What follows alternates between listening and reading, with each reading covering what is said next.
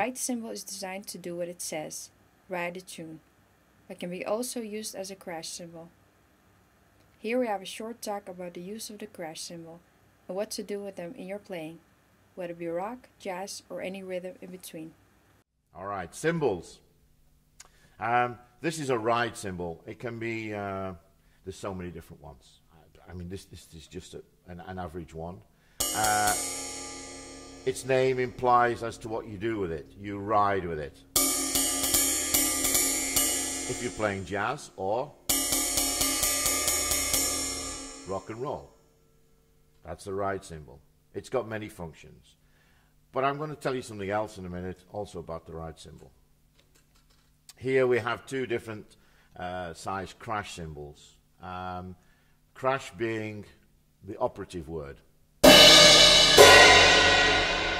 Again, there is many different kinds of sizes and thicknesses and variations of the copper and the brass combination to get you a different sound, apart from the different manufacturers.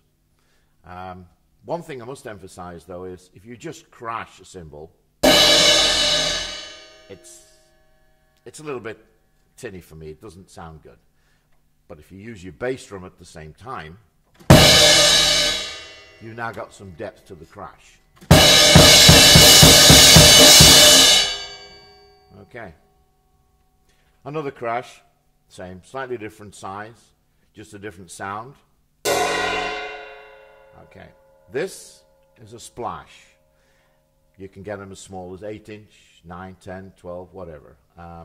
Again, it's a different sound. It just depends on what your music ability is, what genre of music you're playing, but it's more or less as use it as an accent. Accents I would explain later, as simple as what I've just done now.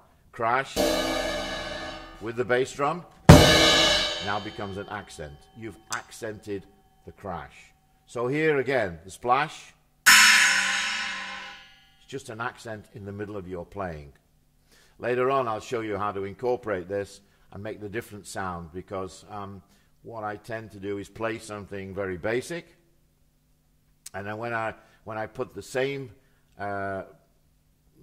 tune together, what I'm playing together, and I start adding accents, you immediately see what the difference is in the sound, and it's a completely different concept altogether.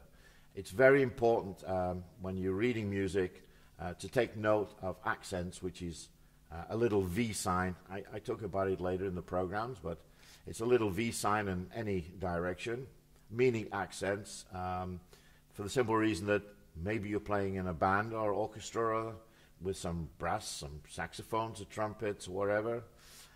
They have got accents into their actual playing, and the musical director will instruct you to actually play an accent. I'll go into that later, but first of all, we have to get down to the basics.